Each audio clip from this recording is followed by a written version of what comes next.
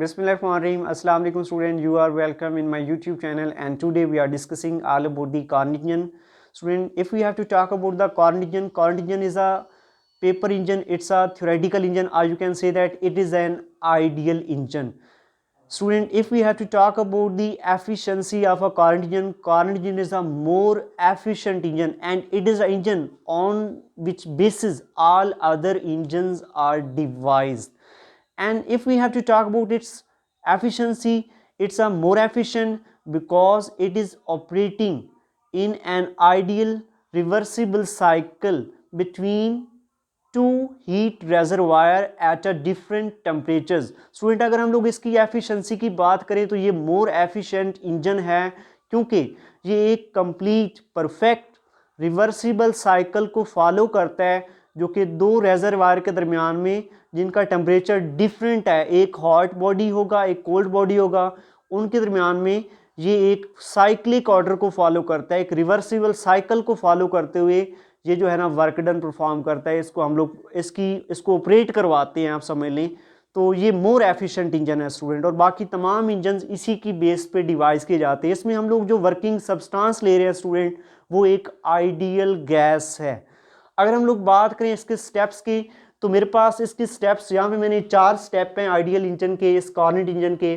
तो उनको one by one with the help of some demo discrimination demo की मदद से मैं आपको यहाँ पे इसके सारे 4 स्टेप्स जो है ना वहाँ पे समझा दूंगा. सपोज करें मेरे पास ये एक ही सिलेंडर है स्टूडेंट, ये सिलेंडर का पिस्टन मूवेबल है और ये सारा सिलेंडर बना हुआ है इंसुलेटिंग मटेरियल का, सिवाय इसका ये जो बेस है वो कंडक्टिंग मटेरियल का बना हुआ है. मेरे पास यहाँ पे 3 तरह के पैड मैंने लिए हुए हैं. ये एक सोर्स है, ठीक है, जिसको हॉट रेजरवायर बोल सकते हैं आप. ये मेरे पास इंसुलेटिंग पैड है, ये ना तो हीट देगा और ना ही हीट लेगा. और यहाँ पे एक सिंक है जिसको आप लोग कोल्ड बॉडी बोल सकते हैं, ये हीट एब्जॉर्बर है और इसका टेम्परेचर यहाँ पे T2 है. मेरे पास फर्स्ट स्टेप है. फर्स्ट स्टेप ये है कि मैंने यहाँ पे ना इस पिस्टन और इस सिस्टम, ये जो सिलेंडर है इसके अंदर आइडियल गैस को इनक्लोज किया हुआ है जिसका कोई ना कोई टेम्परेचर T है यहाँ पे.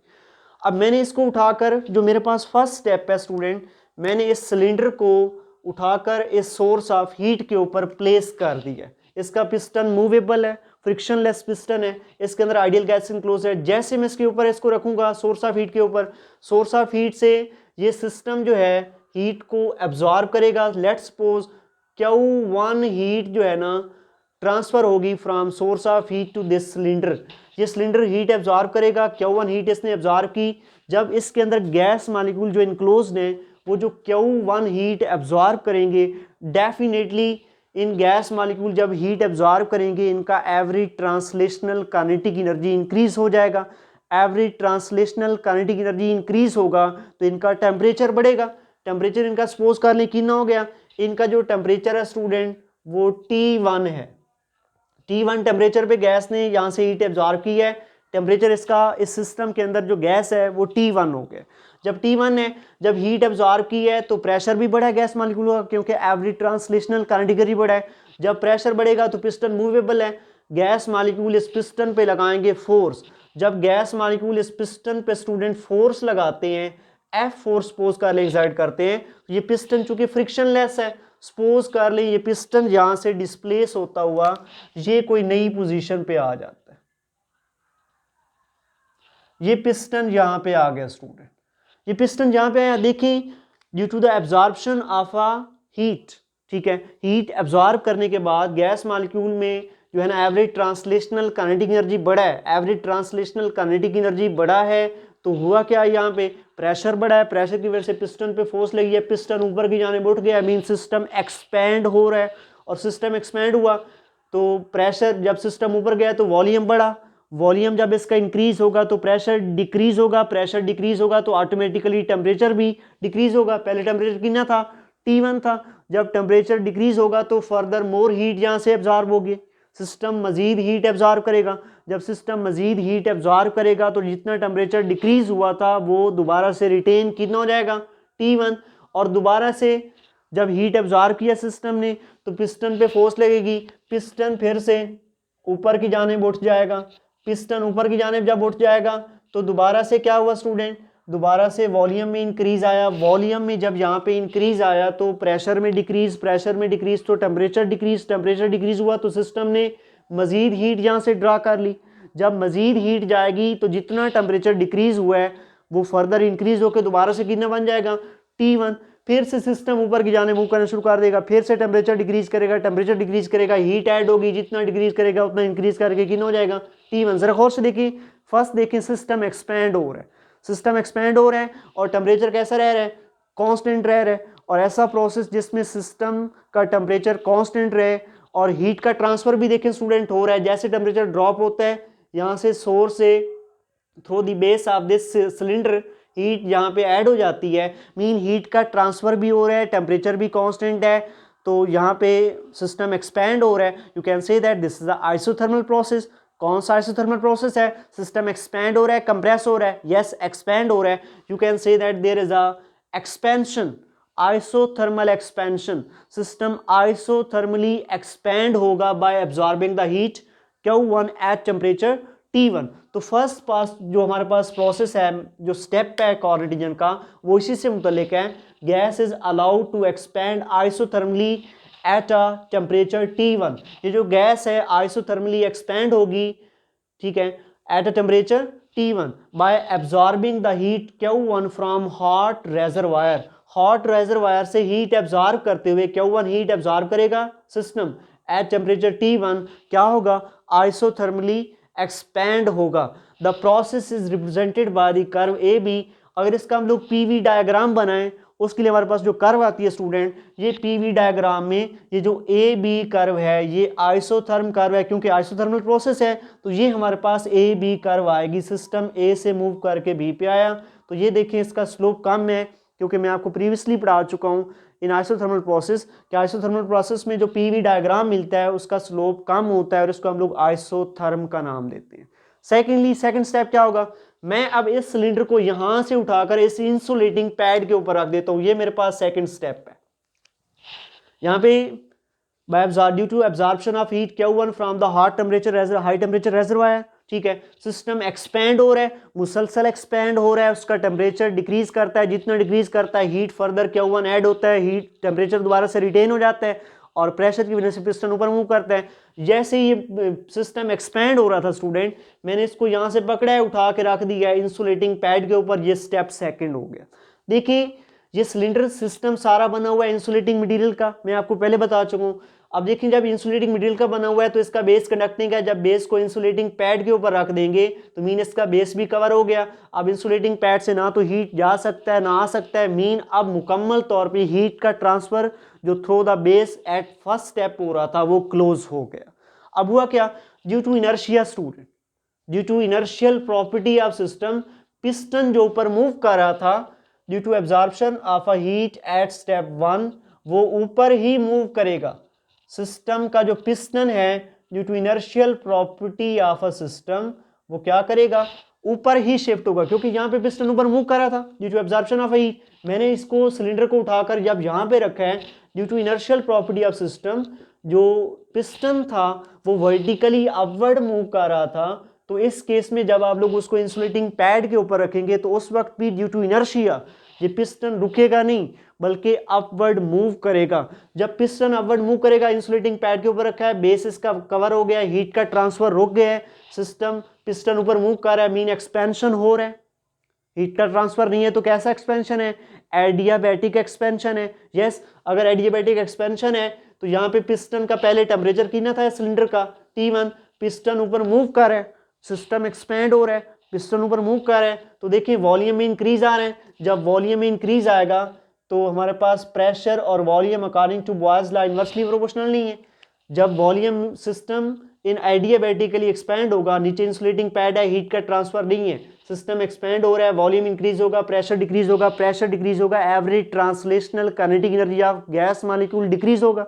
जब average translational kinetic energy of gas molecule student decrease होगा तो नो डाउट टेम्परेचर भी डिक्रीज करेगा। जब टेम्परेचर डिक्रीज करेगा, पहले कितना था T1, अब यहाँ पे कितना हो जाएगा, इसका टेम्परेचर डिक्रीज होकर सपोज कर ले हो जाता है T2, कितना हो जाता है T2।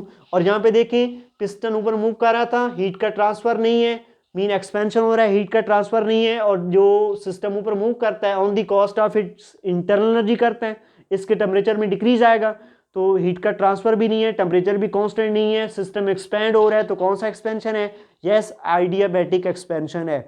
Then this is our second step, इसको पढ़ते हैं हम लोग। Gas is allowed to expand adiabatically until its temperature drops to T2। Second step में गैस जो है ना आइडियाबैटिकली एक्सपेंड होती है, कब तक? जब तक इसका टेम्परेचर T2 तक फॉल ना करे।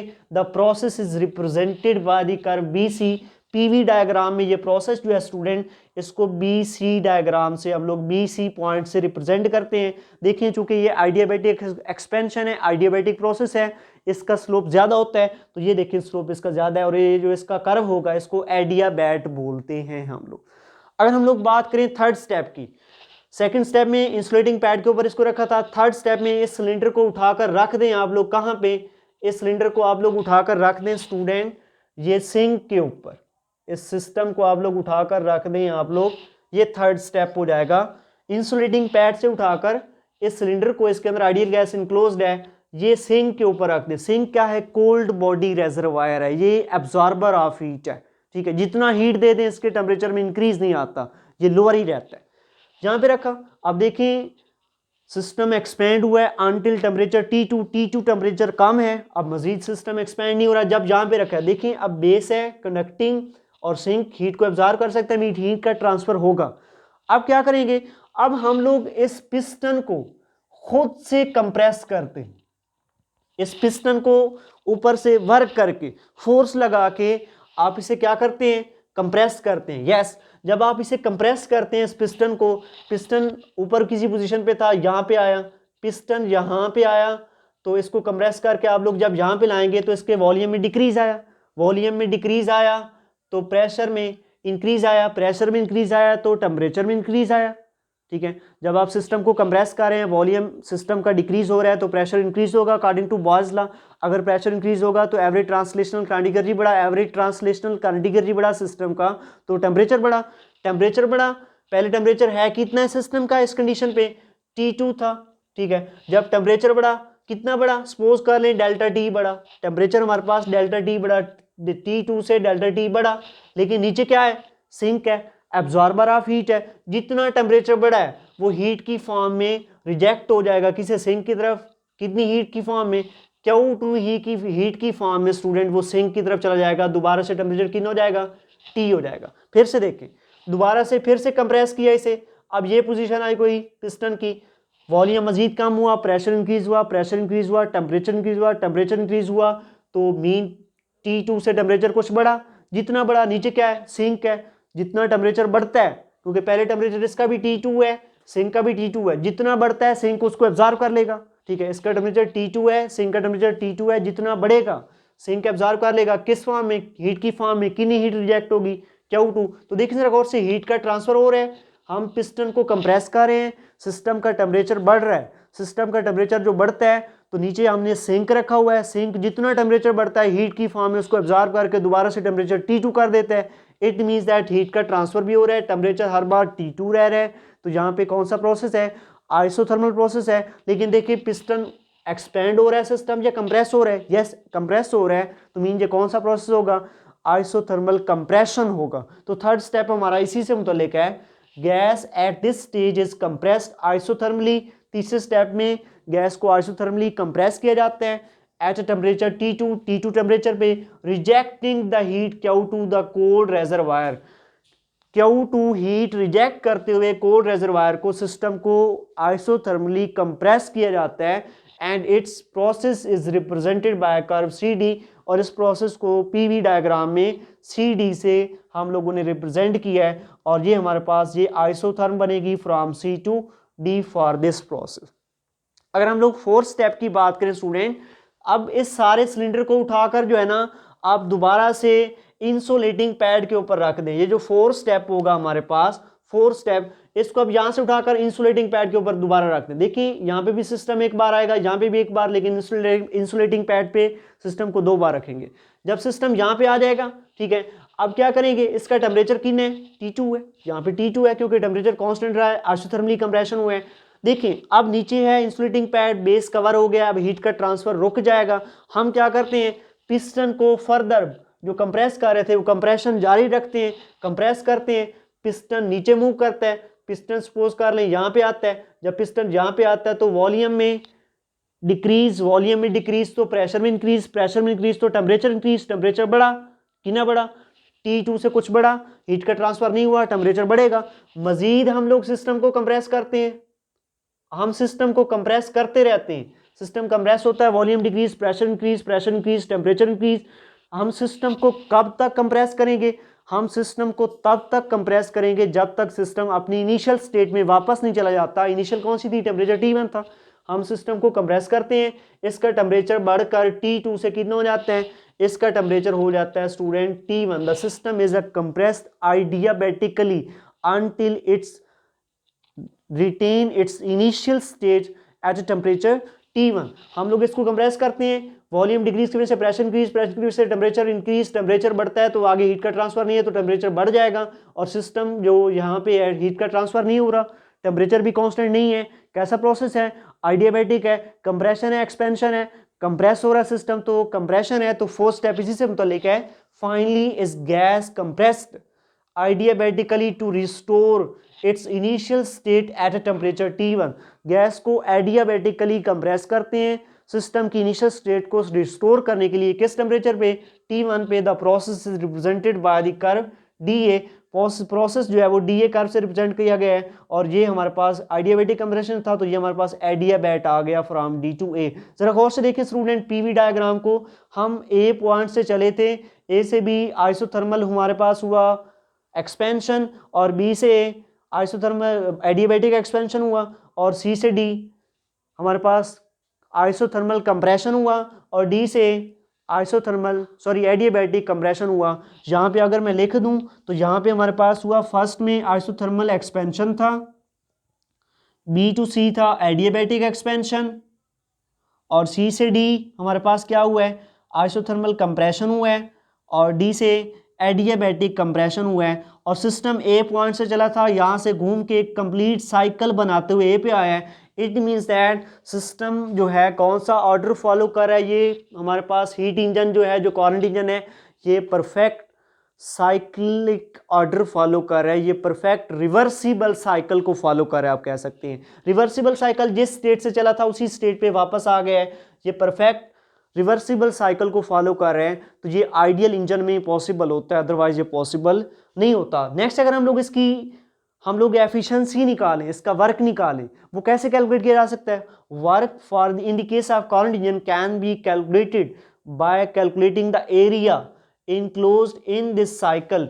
इस साइकिल में पीवी डायग्राम में ये जो इसका एरिया है ABCD का अगर वो फाइंड करें, P इंटू V मल्टीप्लाई होगा तो हमारे पास वर्क डन होगा बाय दिस करंट इंजन। लेकिन अगर हम लोग इसका मैथमेटिकली कोई और कैलकुलेशन यूज करके इसके वर्क डन निकालना चाहें तो वो भी निकाल सकते हैं। देखिए जरा गौर से, अगर हम लोग देखें सिस्टम ने हीट एब्जॉर्ब कितनी की, Q1, हीट रिजेक्ट कितनी की, Q2, नेट हीट चेंज कितना है, that's a Q, net heat Q is equal to Q1 minus Q2, absorbed heat minus rejected heat, दोनों का जो डिफरेंस है वो नेट हीट होगा। अगर हम लोग यहाँ पे फर्स्ट लॉ ऑफ थर्मोडायनेमिक्स लगाएं student, heat added to the system is equal to change in its internal energy plus work done. देखिए इन करंट इंजन जो आइडियल गैस हम लोग वर्किंग सब्सटेंस यूज कर रहे हैं, सिस्टम जिस पॉइंट से चला था इनिशियली उसी पॉइंट पे वापस आया है। यहाँ पे रिवर्सिबल प्रोसेस है, मीन इनिशियल स्टेट दोबारा से रिटेन हो गई है। तो in case of that internal energy कैसा होगा, जीरो होगा, क्योंकि देखिए इनिशियली टेम्परेचर T1 था, हमने दोबारा से T1 अटेन किया है, तो टेम्परेचर में जब चेंज नहीं है तो इंटरनल एनर्जी में चेंज कितना होगा, zero. Mean in case of a reversible cycle internal energy constant रहता है तो चेंज कितना होगा, जीरो। अगर इसमें चेंज जीरो होगा तो Q किसके इक्वल होगा, W के, W हो जाएगा Q किसके इक्वल है, Q1 minus Q2, Q1 minus Q2, this is a work done. अगर एफिशिएंसी निकालें student, output dividing by input, output क्या है, वर्क ही है, जिसका फार्मूला ये है Q1 माइनस Q2। यहाँ पे इसकी वैल्यू पुट करें वर्क डन की, Q1 minus Q2 dividing by Q। अगर इनको सेपरेटली डिवाइड करें, यहाँ पे Q1 से कैंसिल हो जाएगा, 1 बच जाएगा। यहाँ पे Q2 ओवर Q1 ऐसे रहेगा, Q1 minus Q2 over Q1। This is a efficiency expression for a current engine in term of absorbed heat and rejected heat, ये एब्जॉर्ब्ड हीट और रिजेक्टेड हीट की टर्म में हमारे पास एफिशिएंसी है for a Carnot engine. Next अगर हम लोग बात करें, जैसे क्रॉसपोंडिंग हम लोग हीट Q1 ऐड करते थे तो टेम्परेचर T1 हो जाता था, हीट रिजेक्ट होती थी Q2 तो टेम्परेचर T2 था। उसी हिसाब से Q1 proportional to T1 corresponding to T1, Q2 corresponding to T2। अगर हम लोग Q1 Q2 को रिप्लेस करना चाहें तो Q1 क्रॉसपोंडिंग है T1 के और Q2 क्रॉसपोंडिंग है T2 के, तो यहाँ पे इनके एक्सप्रेशंस जो है ये हीट की बजाय टेम्परेचर की टर्म में एफिशिएंसी आ जाएगा। Efficiency is equal to 1 minus T2 over T1। This is the expression for the efficiency of a Carnot engine in term of a temperature of a sink and temperature of a source. ये उस form में temperature, अगर इसका percentage निकालना चाहें हम लोग, percentage efficiency 1 minus T2 temperature of a sink cold reservoir dividing by temperature of a source multiply by 100, ये परसेंटेज एफिशिएंसी। अगर एफिशिएंसी की बात करें स्टूडेंट्स जरा गौर से देखें एक्सप्रेशन को, 1 minus T2 dividing by T1। देखें जरा गौर से, 1 में से कुछ माइनस हो रहा है, T2 कोल्ड रेजर्वायर का टेम्परेचर है, T1 सोर्स का टेम्परेचर है। मीन सोर्स का टेम्परेचर ज्यादा होगा तो कुछ ना कुछ इसका अंश डेसिमल फ्रैक्शन में आएगा, 1 में से जब कुछ माइनस होगा 100 से मल्टीप्लाई होगा तो 100% एफिशिएंसी इसकी नहीं होगी। क्यों? 1 में से कुछ माइनस हो रहा है, T2 का कोई वैल्यू सपोज कर लें 500 केल्विन है, ठीक है, और T1 सपोज कर लें 1000 केल्विन है। दोनों को डिवाइड करें, हमारे पास जो अंश होगा वो कोई ना कोई फ्रैक्शन में मिलेगा।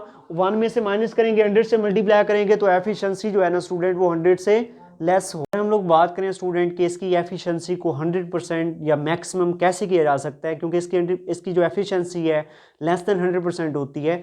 जितना टेम्परेचर डिफरेंस होगा बिटवीन सिंक एंड सोर्स उतना ज़्यादा एफिशिएंसी होगा, क्योंकि देखिए अगर सोर्स का टेम्परेचर ज़्यादा है, डिनोमिनेटर में वाली टर्म जो है ज़्यादा होगी तो अंश जो है लेस डेसिमल फ्रैक्शन में लेस होगा, 1 में से कुछ कम माइनस होगा तो मीन एफिशिएंसी 100% के अप्रोच करेगी, मीन ज़्यादा हो जाएगी। जैसी बात है, जितना टेम्परेचर डिफरेंस होगा between sink and source efficiency of Carnot engine उतना ही ज़्यादा होगा। अगर हम लोग बात करें how we can make the efficiency of a Carnot engine up to 100%, 100% कैसे बना सकते हैं, तो ज़रा गौर से देखें।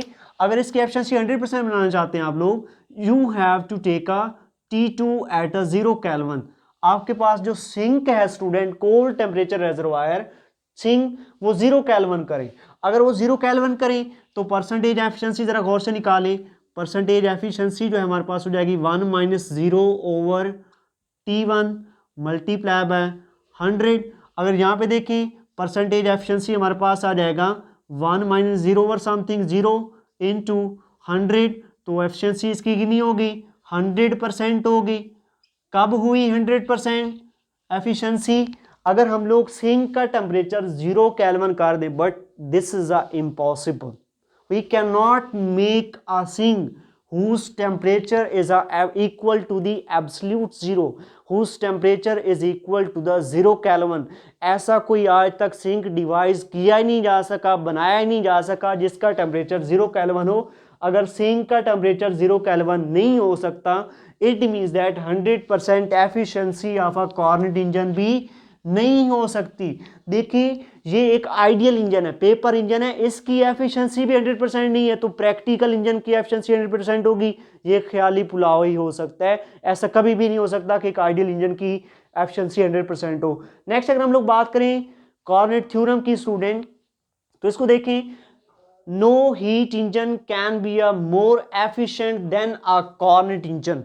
कोई भी इंजन कॉर्नेट इंजन से ज्यादा एफिशिएंट नहीं हो सकता, because this is an ideal engine, this is a paper engine, this is a theoretical engine operating between same two temperature, जो दो सेम टेम्परेचर पे वर्क करेगा, ऑपरेट करेगा। सेम टेम्परेचर मीन सपोज कर लें हमारे पास 2-3 इंजन है, कॉर्नेट इंजन है, उनका जो सिंक का टेम्परेचर है सपोज कर लें वो T1 है, वो सपोज कर लें ये 2000 केल्विन है। जो सोर्स का टेम्परेचर है T2 है, वो हमारे पास कितने हैं, वो 500 केल्विन है। सेम अगर दो या दो से ज़्यादा हमारे पास इंजन है, उनके जो सिंक और सोर्स के जो टेम्परेचर्स हैं अगर वो सेम, ठीक है, तो उनकी जो एफिशिएंसी होगी वो भी सेम होगी, और उनसे ज़्यादा कोई भी इंजन एफिशिएंट नहीं हो सकता। सेम टेम्परेचर का मतलब है कि सिंक और सोर्स का टेम्परेचर जो है ना, अगर मोर देन 1 इंजन है, 2 इंजन है, उन दोनों इंजन के सिंक का टेम्परेचर 500 हो, सोर्स का टेम्परेचर 2000 हो, मीन सेम टेम्परेचर्स हो, तो उनकी एफिशिएंसी कैसी होती है,